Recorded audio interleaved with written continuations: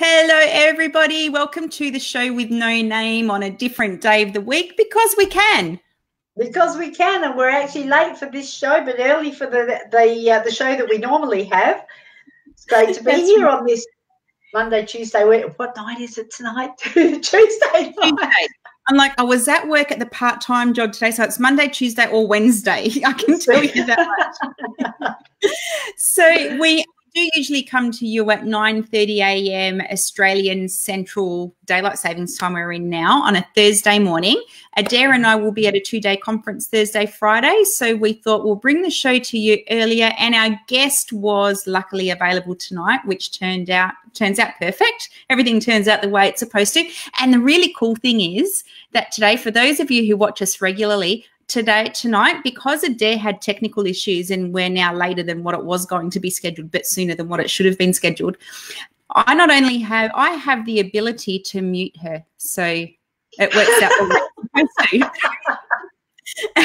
I will get you back. So I don't think I'm going to have to mute her, so that's okay. Now, before Adair introduces our guest, we'll just at the show with no name. For anyone who's not familiar with the show, it is called the show with no name because the show evolved quicker than we could think up a name for it.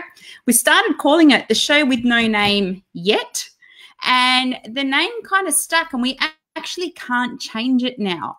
Hello, Ross. Thank you for joining us. Hey, Ross. How are you? Good to see you here. So we can't change the name now because it's stuck, and people have said to us, I saw you, I have seen you guys on the show with no name on Binge Networks because we broadcast on Binge Networks. That's normally my trick. Which is broadcast across more than 50 channels of TV on demand. And we're also on Amazon Fire, coming to an app near you. If you don't know what Amazon Fire is, hit us up later. We'll give you all the information. Adair will, because she's the one who knows. I know the sports. She knows the app. So there you go. So the show has evolved. It started out, so Adair and I have been doing a lot of things over the years with community development and community fundraising, and just community seems to be a huge focus for both of us. And we know a lot of other incredible people who do things for their local community, whether it be for a group of kids, their next door neighbour, or, you know, they might be community fundraising for a charity or a profit for purpose organisation, or they might be working for the charity or profit for purpose themselves, or they could be doing a whole host of other things. Now, if you have a cause that you want to, whether you're raising money or sometimes it's purely about raising awareness, hit us up because we'd love to interview you, give you some airtime, and just help get the message out there, because if people aren't talking about it, nobody's going to hear it. So exactly. And today's no different. I'm really excited about tonight's interview. Adair, would you like to introduce?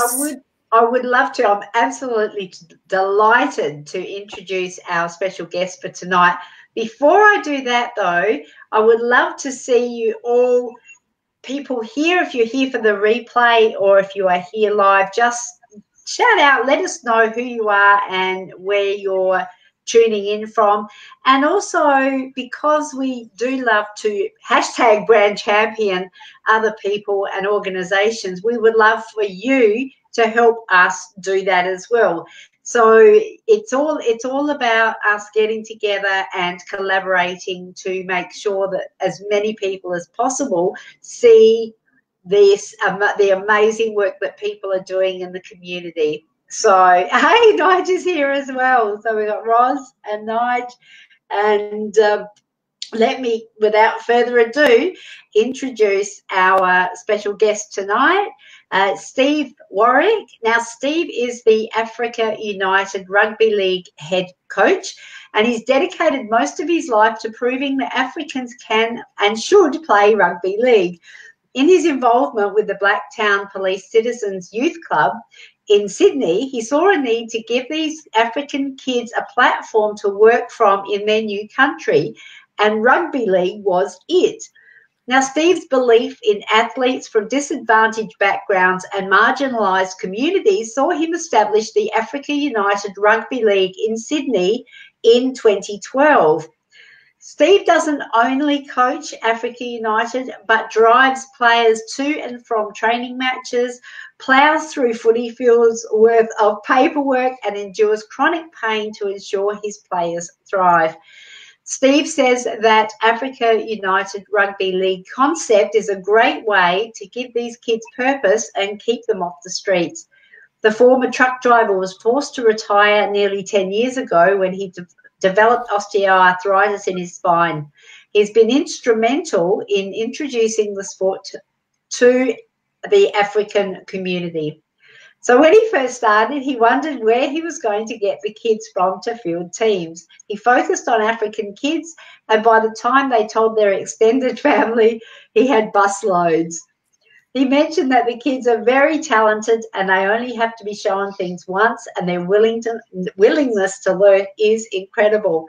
So one of Steve's proudest moments was mentoring Africa United juniors Obed Carwin and Pharaoh's Elkanda, so Steve, you'll have to tell me if I pronounced that correctly, who were in the West Tigers and Parramatta NRL systems. His goal includes encouraging the parents to become more involved in rugby league. So welcome, Steve. Is he here with us? He is. I wasn't sure how long the intro was. I didn't want him sitting there feeling awkward. So now we've got Nige watching from Hanoi. How did he do providing that intro, Steve? Yeah, pretty close to the mark. I'll give you an ace there. He went okay. He went okay. Well, he was pretty spot on. I think he's played all your cards for you. So let's just go back. Oh yes, definitely do that.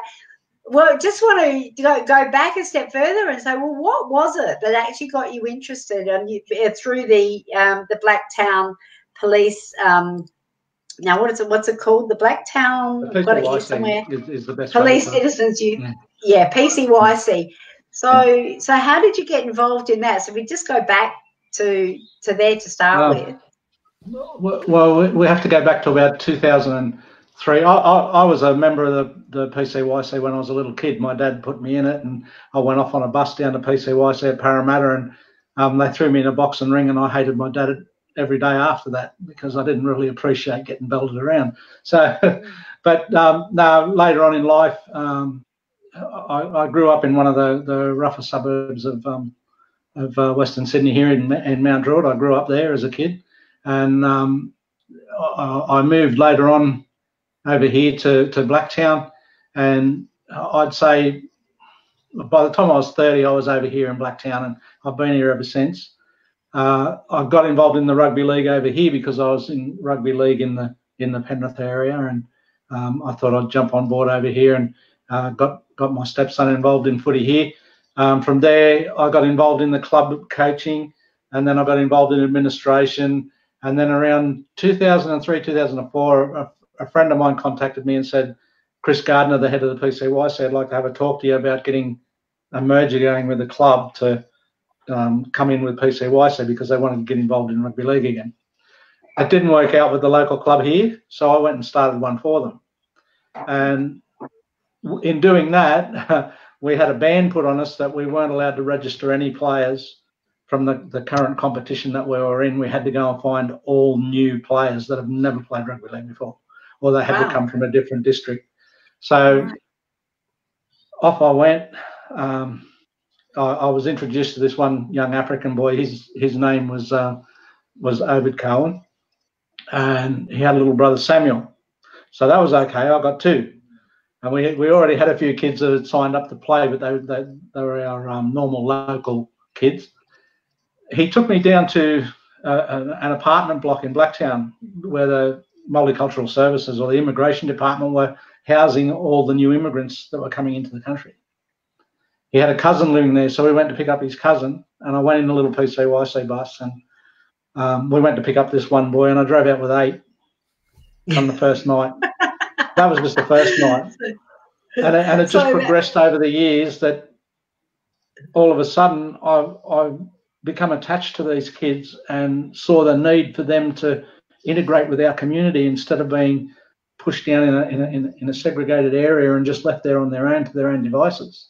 We found that when they were put in our area here in Blacktown. They were nobody wanted to take them, so Blacktown Council said, yeah, we'll have them here, but they were put here and they didn't have the support services in place straight up and all that sort of thing. So getting them involved in sport, going and visiting them at their schools, even donating footy gear to one of the schools so that they could keep my players happy down there and teach them footy at school as well.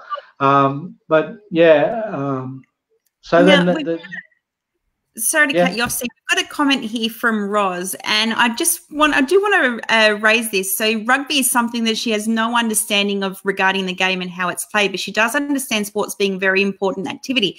Now, sports and being a part of a club is a whole other community and culture in itself, and it does bring a sense of belonging. And so I know my youngest plays soccer. My husband used to play soccer, but my youngest son, who's 12, plays soccer, and just being part of that club, it's like they deal with stuff at school, bullying and, you know, whatever it is that they're dealing with at school, and they come to a club, and the club is it's a whole other family. It's somewhere they do go for fun and enjoyment. It's not something they do because they have to do, and it does give you a sense of belonging and purpose. Yeah, well, it really does, and what you'll usually find too is that some of those children, they'll confide a lot more in their coaches and their mentors than they will their own parents. We found a number of our kids that were being bullied at school, but their parents didn't know. Neither did the teachers, you know. So, and half the time, some of them were just picking on each other, just normal kid stuff, but they were getting bullied at school, and that's a big issue, bullying at school. It's something that needs to be weeded right out. We found that we have lots of different policies in place now. We have like a safe transport policy. We have drug and alcohol policies. We have talks with some of the kids sometimes about some of these issues. We try to get them involved in other aspects of our club rather than just playing, but getting involved and mentoring some of the other kids, helping with fundraising, forming leadership groups. So we're doing all that. And at the same time, we're trying to set them up as mentors in their own community. Yeah. Now, so you mentioned in the last, that's just like us talk over each other. Get that once. I know where you live. You'd have to drive. In the last 7 years, you would have put a lot of kids through the club. Do they stay? Do they have different playing levels? How does they come in and progress through? Is there a pathway for them, or? Yeah, what we work at is firstly was building that first club for the PCYC. So we had a majority, I think it was about 75% of the kids were African kids. So as they grew, some of them found that they didn't like to play the game. They went and played soccer. I've got a great belief. I don't care what child wants to play what sport, as long as they're playing a sport, as long as they're out of the house and they're doing something that's interactive with other people. And that's what they need to do. And it makes them better people because they learn to meet different people. They learn to select the right friends. Like just social media, I like social media for its context of being able to contact people and communicate with people. But sometimes for the young kids, there's so many of them on there, and it's just a nightmare for them. You're right. And the levels of bullying now with, you know, it's different when we were kids and internet wasn't even a thing. The level of bullying, it's a little bit more sneaky and underhanded now, and I think the kids are suffering in a different way to what we did when we were picked on as kids. And the other thing is, like you said, you know, it doesn't matter which sport they're playing, but not only are they part of a community, but when they're involved in a sport, whether it be, you know, rugby league or soccer or, you know, AFL, tennis, whatever it might be, they're around a group, every other kid there, they're around a group of kids that share a common interest. So they know they've at least got that to bond them. Yeah. Well, getting back to that about the 7 years and the kids coming through the club, through our local club, we've still got kids there that were with me when they first started. So one boy on the weekend, we just had our presentation day, and I presented him with a 10-year trophy. He's been with me for 10 years. So that's quite a milestone. Last year, there was another one that had been there for 10 years. The year before, there was another one that was been there for 10 years. But with the Africa United, that's a lot different because we play the heritage matches and the Harmony Cup matches at the end of every rugby league season. So it's a different competition again, but it brings together all the different nations and they all play together, and it's a different type of rugby league. It's a lot more respectful. They take a lot more pride in what they're playing for because they're actually playing for their heritage, and it gives them a sense of who they are, and you know that they belong there, and they belong here with us, and they belong playing this sport.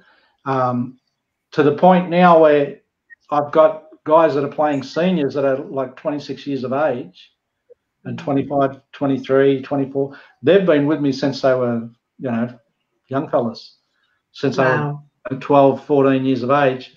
And just recently I took them to London. I took 10 of the boys over to London, and we played in the London Nines over there. And it was amazing. Africa United is unique in the fact that it takes in all the different cultures or heritages from Africa. So it doesn't matter whether they're from South Africa, it doesn't matter whether they're from Mauritius, Egypt, they're all from Africa. So they can all play under the one banner, and it's brought them all together as a group, which you would not see in Africa. You would not see. So you have teams under the Africa United banner. Players, yeah. You have players from all different heritages. From Africa. So they all combine, and that's the one team. So who do they play against? Because I'm looking at the information you gave me. There was dozens of them. Yeah. Well, recently as 2018, we played in the Emerging Nations that was held here in Australia for rugby league teams in the Emerging Nations, and we played in a thing called the Confederate Cup because we're not a nation. Africa United is not a nation. It's what you'd call a confederate rugby league, so or a regional team. So we played against other regional squads, like one from ASEAN. It's called ASEAN. Another one, the Latin Heat, and Middle East Mediterranean Rugby League. So we played in a round robin competition against them. But in our side on that tournament, we had 11 different heritages playing in the team in that tournament, and that's amazing. Yeah, that's amazing to have guys with 11 different backgrounds playing and working together on one side. And just being all inclusive. Now, I do want to backtrack a little bit. You mentioned fundraising earlier. So the kids get involved with the fundraising, but before we talk about what you do for fundraising, the funds you raise, what does that go towards? We at the moment we've got a little bit of support from a really, really good group, IAG, Insurance Australia Group, through the NRMA. It's absolutely brilliant. The NRMA donate funds to us on an annual basis. I don't know how much longer it'll go for, but that helps us to provide uniforms and training equipment, educational courses that we can put players through so they can get their coach's certificate or their trainer's certificate. Basically, administration things, first aid. So realistically, any fundraising we do or any funds we get, that's what it goes towards, and it's just about improving the experience for them. And the other thing we want to try and do is get more people involved and more kids involved to bring them in and get them off the street and show them that there's much more to their life than just hanging around at shops at night and getting themselves into trouble. Yeah, incredible. And so what type of fundraising activities do you have at a club level that the kids get involved in, or the parents, or other people in the community? Very, very sort of limited. The main people that support us that let us do fundraising are Bunnings. So we do a lot of sausage sizzles. The sausage sizzles, Onions on the bottom now, isn't it?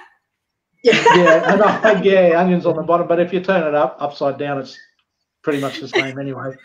So but we've been doing them now for nearly every year. We do a couple every year, and at the end of every year, I say to my wife, I'm buns out. I'm not doing another sausage sizzle. I couldn't do one, but until you get invited to do the next one, right? Until I get invited to do another one, they'll send me an email and say, "Oh, we've had someone pull out. Would you like to fill in and do a barbecue?" So yeah, it just keeps going and going and going. But like I said, we've started to set up a few leadership groups because we want the boys now to try and start to take some ownership.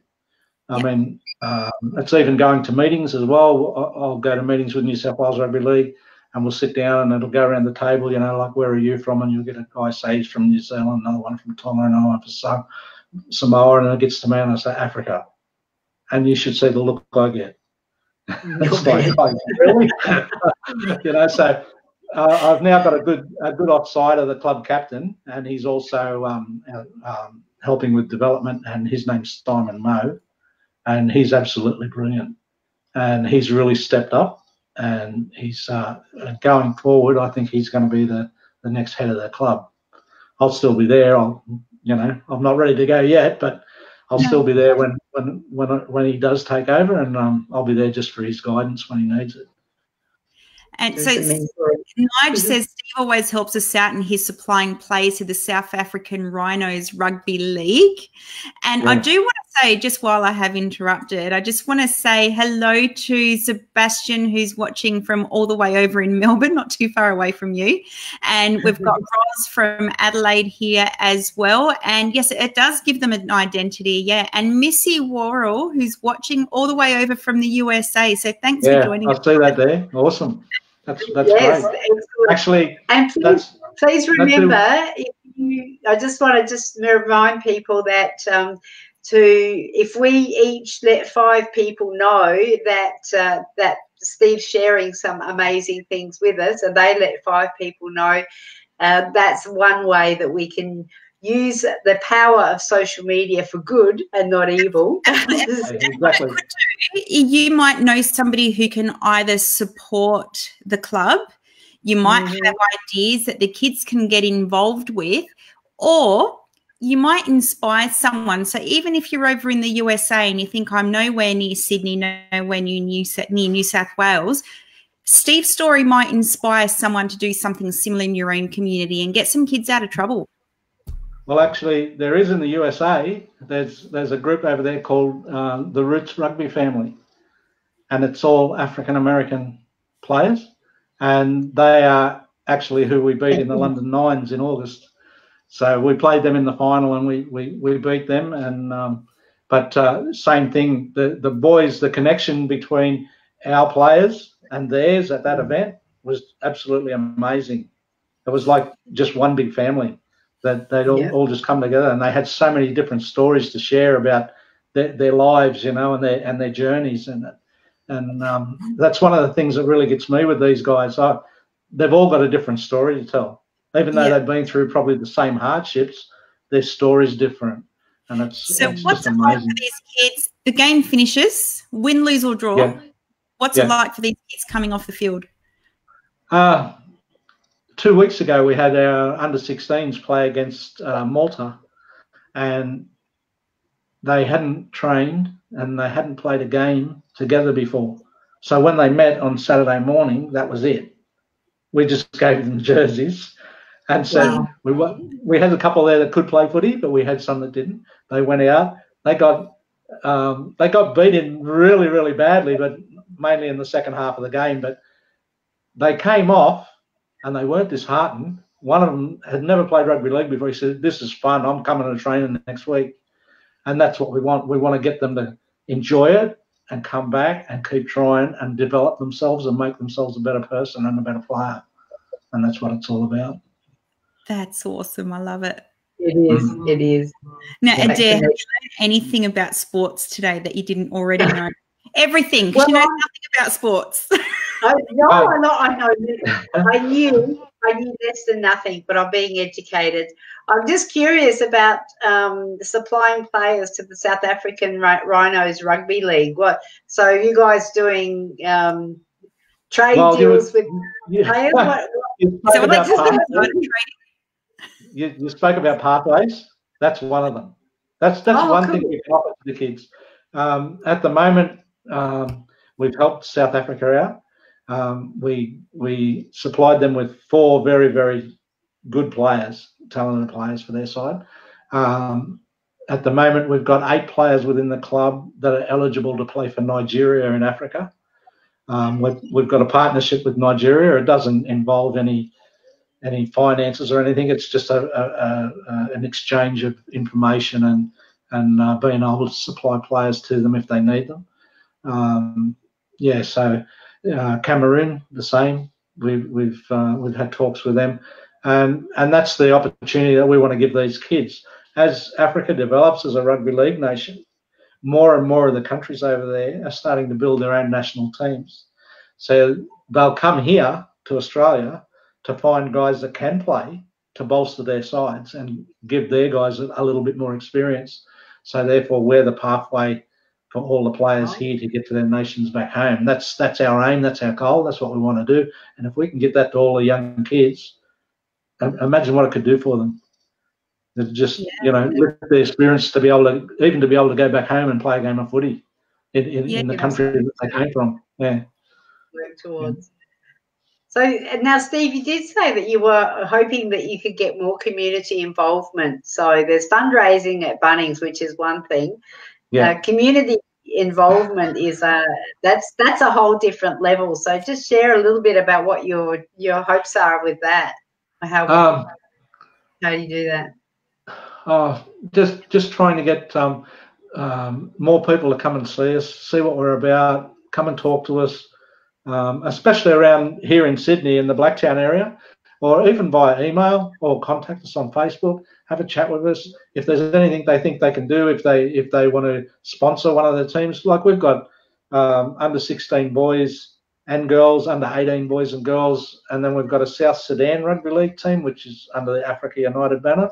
And we've also got the Africa United senior side as well. So there's quite a lot happening there. And we've also started a training academy for younger kids. So we're looking at the 10-year-old to 14-year-old age groups to bring them in on board and get them ready for the future. At the same time, though, we'll be looking at trying to get those kids to go and play in normal weekend clubs so that they're already playing, and then come through us later on when the heritage rounds and everything are on, and we can get them ready for the future. Yeah, I have to agree with Roz. I have to agree with what Roz has said. Sorry to talk over you, not really. So Roz says she reckons the kids have hit the jackpot with what you and your team are doing for them, and I have to totally agree. You're giving them a future. Yeah, and that's what it's about. I mean, I've spent the time with them where I was driving them to and from training 3 times a night. I was doing 3 bus loads, to training, home from training, and then. And all of this, I got to learn. Pardon? All this while you're suffering in pain with your osteoarthritis and whatever else. Yeah. While I was doing things, I'd be fine, but as soon as I sat down, that was the end of me. To get up again and try and stand straight was just. Yeah, that's another story. But the roles that you say we, and I guess it's you can't do it by yourself. So there is a committee and there is other people involved. But are they all voluntary positions? So you're doing all volunteers? Yeah, all volunteers, and most of them are friends of mine, and they're just my friends that are involved at my own local club. 2 of my coaches are involved. One of the ladies at the club, she does first aid, so she's involved with them as well. She's from the Cook Islands. One of the other friends, I've got 2 other friends that are both Indigenous. They help out, so they learn a little bit about our cultures as well, and that's a really, really good thing. And what I would really like to do would be to get down to Melbourne. I'd like to get to Melbourne. I'd like to take the team down there and see if there's anybody down there that'd like to play against them.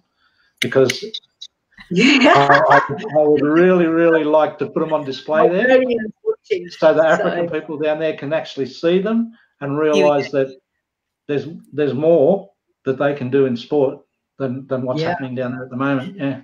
I don't know if Sebastian knows anybody in the rugby community in Melbourne, but I do have friends in Melbourne, as Sebastian is one of them, but I do have a group of friends in Melbourne, so I reckon we should rally them together and see if they're involved in rugby somewhere at all. Yeah. And well, that's how we took off. We I was here one night at home, and I was on Facebook, and I had a messenger pop up, a message request, and it was a fellow from Queensland, and he said to me, would you, Paul Sexton, his name is, and he said, would you be interested in bringing your African boys up here to Queensland?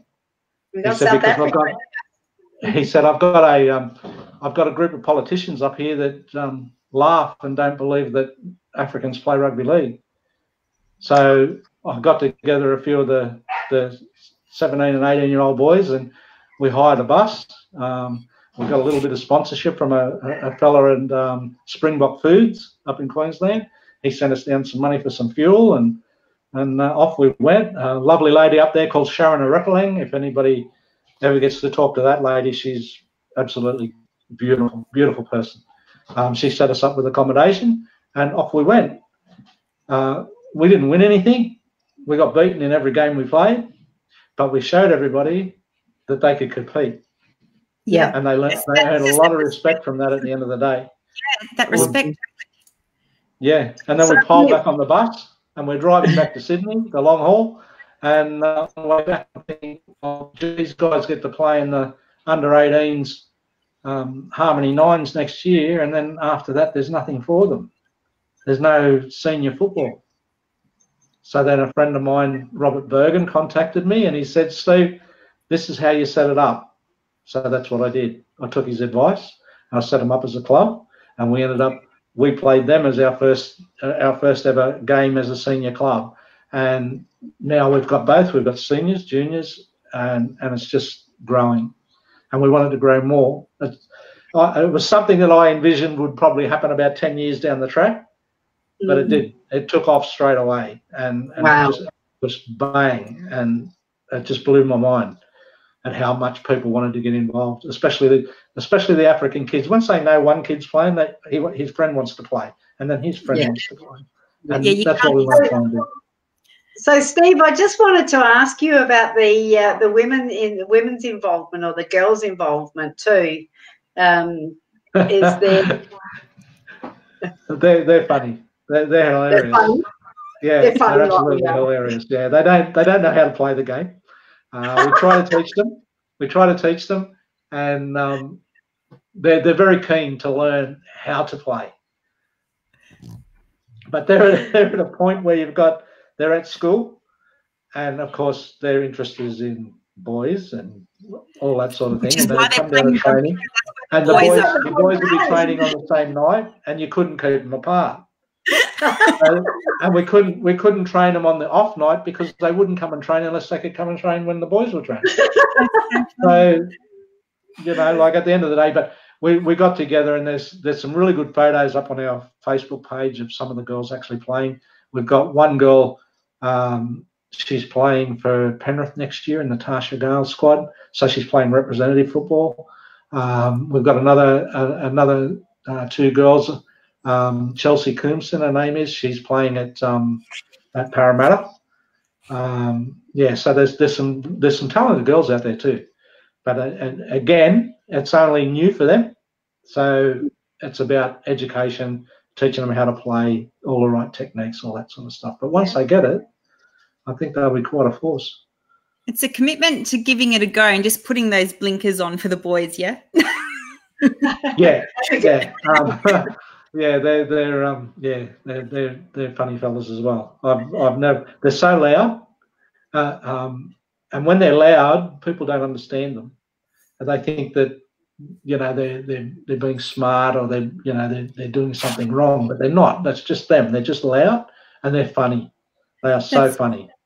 Now, we have gone global here, Steve. We've got Stephen Healy all the way over from the UK. Thanks for joining us, Stephen. I'm not sure if you saw this one. We've got Brigetti from watching us all the way over at Cape Town, who'd be totally interested in what you're talking about. Yeah, South Africa. Wow. Yes, lovely to see you guys. Thanks for joining us. That's great. That's great. Yeah, so we've got the US, we've got how many continents represented here tonight, or today, or this afternoon, wherever you're watching disarray, right? We are out of time, but before we go, Steve, are there any final words you wanted to share? Anything you haven't already? Look, if anybody thinks they can help with anything, donations, sponsorship, anything like that, let everyone know, or simply just let the community be aware that we're here, because there's a lot of African people out there that don't even know we exist yet. Yeah. And that's what we want to do. We want to connect with those people. Yeah. So if you have any friends in, Sydney or New South Wales even, because they'll have friends in Sydney, and let them know, spread the word around, tag them below, or, pop this in their inbox, whatever it is that you're going to do. Sprinkle the video everywhere. Let people know that it's here, because like you said, if people aren't talking about it, the people who need to know that organisations and communities like this exist don't know they exist. So spread the word and help get the message to those who need to hear it. Yeah, yeah. If they've got a kid that's in trouble, relay them to us. We'll be happy to help and talk with them. Good stuff. Okay. Well, you go. I've talked over you enough. No. Hey, you heard it here first, folks. Today. Steve, thank you so much for joining us. It's been an absolute pleasure, and we do hope that you'll come back. We will. Anytime. Definitely. The story is so. It would take hours for me to tell the whole story the way it actually happened. Maybe next time I could talk about it forever. Maybe next time we interview you, we could have one of the kids on to talk about their story as well, with their parents' permission, of course. Yeah. If people go onto our Facebook page, there's actually segments on there of stories that we did. Yeah. And there is a link to the Facebook page above, so you don't have to go too far to find it. So I'll make sure I tagged it. There's some great stories there of some of the work we've done with some of the kids, and to where even one parent says that his kids call me granddad at home. That's amazing. Absolutely amazing. How many grandchildren do you have, Steve? Pardon? How many grandchildren do you have? Well, if I don't count the African kids, I've got about 17. But if I count them, I've got too many. It takes a village. It does take a village. Okay. Yeah. Well, Steve, don't go anywhere. We'll be with you in a moment. Thank you so much for joining us. We appreciate you giving us your time this Tuesday night. No, thank you. I appreciate it. Okay. What an incredible man, doing all of that, suffering with osteoarthritis, putting his own pain secondary, or probably not even secondary. I don't think it's been and that's not putting your own pain secondary. So okay, so that is the show with no name for Tuesday night instead of Thursday morning, and we are live on mytimetv.live. We're also syndicated out through 50 channels of TV on demand through the Binge Networks syndication program, and we are also now on Amazon Fire. So we will be providing a way that you can actually download the app just to see us and our other presenters on mytimetv.live. If you are here, if you've joined us, thank you so much. We've been talking to Steve Warwick from the Africa United Rugby League about all the good works that he does. And if you're here for the replay, please do remember to share the love. Make sure that people get this information, because it's with your help and the use of social media that we can actually get the word out there and help these people who are doing amazing things. So that's it. Wind her up, Peony. We are. Until next week.